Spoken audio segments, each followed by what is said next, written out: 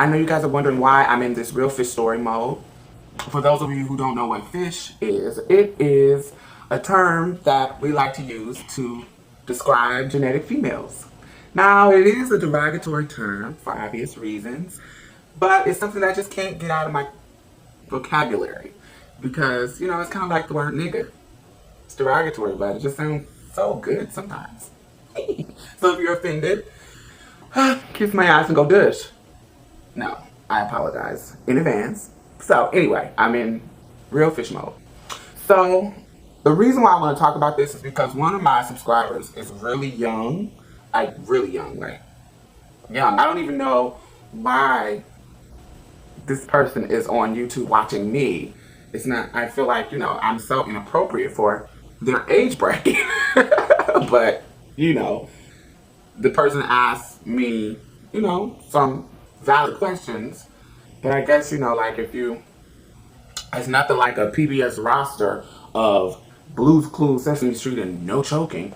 But, he asked me a valid question, so I'm going to answer it. He brought up the subject of crushes, like female crushes when I was young. And I had one female crush when I was younger, and this is the story.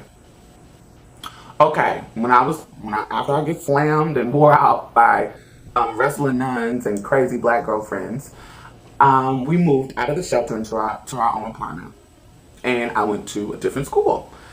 So this school was Arnone.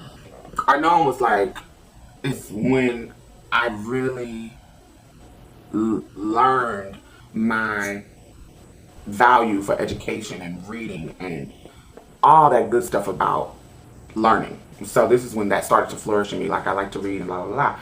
The school was huge and old school. It reminds you, I don't know if you guys remember the book, which I started reading at the school, Matilda. There was a movie made about Matilda. And you remember the school, how it was old school and, kind of scary looking? That's what Arnone looks like. And actually recently, I went on Facebook and there's a group for Arnone alumni. They were talking about like kickball, and if any of you guys went to a middle school that did not have kickball, your middle school sucked, and your teacher should be mauled by theirs. So kickball was the shit. If you don't know what kickball is, think of baseball that you do with your legs instead of a bat.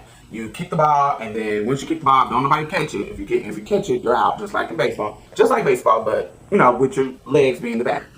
And if you went to a school that used like soccer balls and stuff like that, your school sucked too, and your teachers should be raped by monkeys.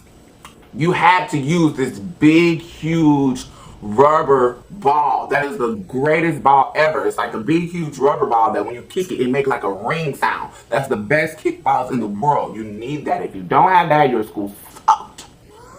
So, Arnone, the space where the teachers parked and the scary school was huge, so you can kick the ball as hard as your little heart desired. And we always played kickball during recess. I think, nowadays schools kicked out recess. Recess was fun. They kicked it out kind of like they did paddling, which also was fun. One day, there's a girl. Her name is Christina. Now, when I moved to Boston, it's when it opened. I'm from Indiana, so we don't have a lot of races. We do, but when I'm at that young age, the races were down to black, white, Hispanic. That's all, and Chinese. That's all the ones that I knew. So I didn't know there was different, other stuff at that time. So, this is 4th, 5th grade. So when I moved to Boston, that's when I got into that's when I started learning about different ethnicities, like Portuguese and Vietnamese and this and Jamaican and all of this type of stuff. So that's when I started learning about this. So this girl, she was absolutely beautiful. I'm trying to describe her. I don't want to say Mariah Carey, because Mariah Carey is kind of ugly to me. But she reminds you of a light. Do you know the little girl, John Benet Ramsey? Think of her. Oh, you know who she is? She looks like, what's the girl that won the British version of American Idol that got big songs now? Oh, God, what is her name? Oh, my God, I can't remember her name. She has, like, curly hair. She's mixed, and when I can't remember somebody's name, it really, really irks me. You guys know who I'm talking about. She's like Mariah Carey with Carrie Hilson nose. Like, y'all know who I'm talking about. God, I can't think of her name. Oh, Leona Lewis. All right, that's what she looks like. She looks like a little. She looks like she was cute like John Benet Ramsey in a non-dead way when she was alive, but she was like that mixed looking girl. She was Portuguese, and she had curly, really curly, sandy, super blonde. And it's not blonde. It's like that dirty, sandy brown color that people have, and it was really curly and you know, she was beautiful. You know what I'm saying? She was just really, really beautiful. So I kind of had a crush on her.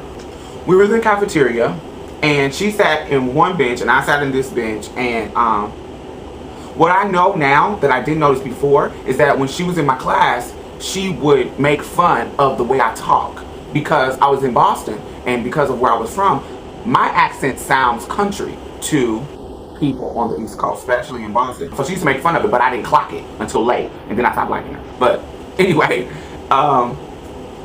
so there was this guy. He was like the jock. He was like this big, ugly, monkey-looking guy named Royce, and he always had white crust right here on his mouth, and he did pig, disgusting, masculine shit like he would take an apple and just eat the whole apple, seeds, core, and all, just to do it, to be dumb and stupid. Like, it's like, what? You're an idiot.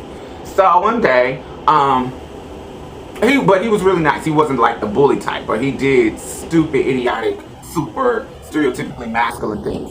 Christina, the pretty girl, she was being a bitch, making fun of this white girl because she was fat, and just because the white girl looked like Susan Boyle, and she just was an easy target. So, but she was being a bitch to her. And so I was like, and her voice, like the monkey dude, she lived for the monkey dude, I guess. She liked him a lot. So, typical. And so they were being an asshole. So that was in the cafeteria, and we had to go out for recess to play kickball. So this was a time when, my gayness hadn't flourished enough to where they kind of didn't pick me for sporty games. This is where kickball was so fun for everybody that everybody played it. It wasn't just about, sports is masculine, da da da. And I could play kickball. I was like the kickball champion. My legs could kick that ball. So, I'm an expert with balls. So, they pick teams, and everybody picks teams, and now it's my turn to come up to the plate to kick the ball. It's really exciting because it's recess and we're playing kickball, and I'm like, oh my God, I'm about to wear this ball out. And so I kicked the ball as hard as I could, and the ball just went soaring. Anybody that was in trouble or too cute to play kickball was over way back in the corner on like this old bleacher. And so the people that were over there on the bleachers it was a few people. It was like maybe 5 or 6 people. Royce was one of them, the big monkey dude, and he got banned from kickball. He loved kickball too, and he was good too. But of course, but he got banned because he had got in trouble. They had got in trouble for talking about the Susan Boyle little girl, and him and Christina all was over there on the bleachers. So when the ball soared into the air, it went over there in the bleachers and slammed into Christina's face. Royce is cracking up. Remember, this is the idiot jock type of boy. So anything funny, he is going to laugh at. So Royce while she's crying, he's cracking up.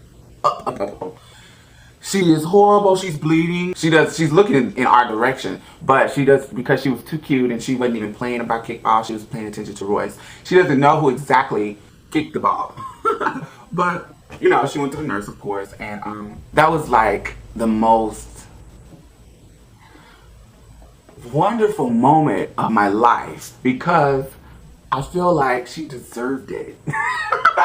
I looked over here, like by the fence, and I looked at the Susan Boyle girl, and her face was so happy with joy about me busting Christina's shit with this ball that it made me so happy. And I think that that hero, the feeling that I have to vindicate the underdog that I have, I think that this was one of the defining moments that really made stuff like that really, really made me feel good about being like the hero type to, and be vengeful. And me and the Susan Boyle girl became friends after that. So that's the story. My first crush.